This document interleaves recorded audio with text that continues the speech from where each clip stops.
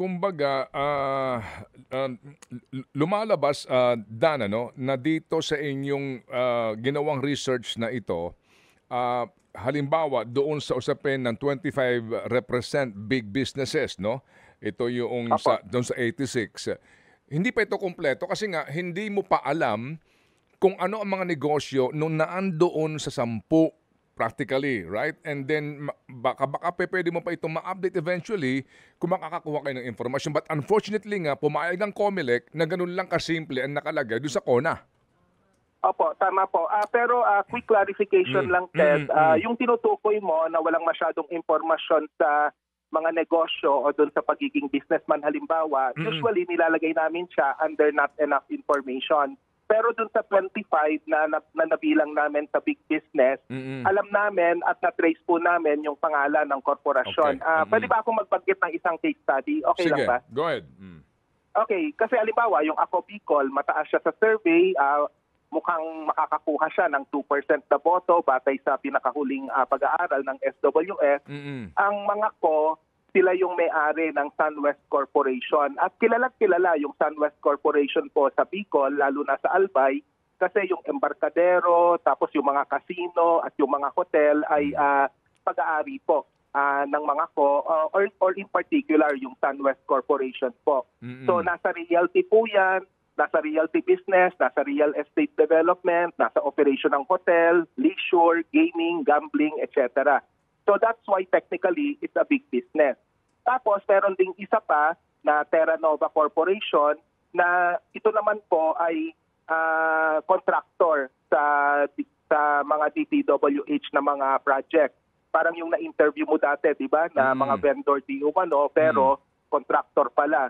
So yung mga ganong korporasyon like Terra Nova at SunWest, na-profile naman po namin yon at yung impormasyon ay nandun din po sa dataset. Banggitin ko na rin, special mention din, pasensya na Ted, yung mga Romualdez ng Tingog Sinirangan, bukod sa Dynasty, may mga Bright Kindle Resources and Investment, Benguet Corporation, Arrow Freight Corporation, Mac Ventures Holdings Incorporated.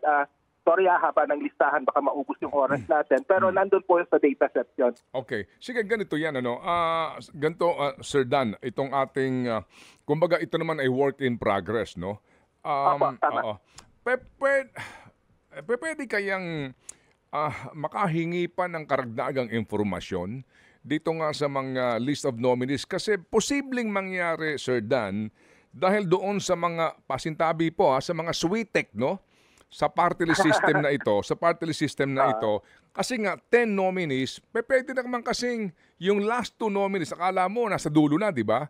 Pwede kasing mag-resign yung 8 at yung 2 hindi mo alam kung ano ang background, yung pala either malaking kontratista, malaking supplier ng gobyerno, o nasa dinastiya rin. Di ba? Eventually, kasi... Go ahead. Tama po kayo. And in fact, dun sa ordering ng party list nominee, magugulat ka na minsan yung mga incumbent na party list representative wala sa top 3. Halimbawa, Tingog Sinirangan, ulitin ko, nasa pang-anim yan eh. Tapos yung iba pang mga connected sa political dynasty, alam mo kung paano namin nakita yon? Hindi pa dun sa top 3 eh. Nakita namin dun sa bottom, sa 6, 7, 8, even 9 and 10. Nandun yung mga magkaka-apelyido. So may ganong realidad talaga. Kaya maganda yung punto mo, Ted, yung usapin ng withdrawal, substitutions, yung mga last-minute na galawan, pag alam nilang makakakuha sila ng 1 o 2 silya sa House of Representatives bilang party list representative, yun po yung mangyayari. Kaya ngayon pa lang, ang panawagan namin sa publiko, busisiin natin yung listahan ng party list nominee, hindi lang yung top 3, kundi lahat po ng mga 10. Yun yung pag-aaralan po. At yun yung binigay namin na dataset po.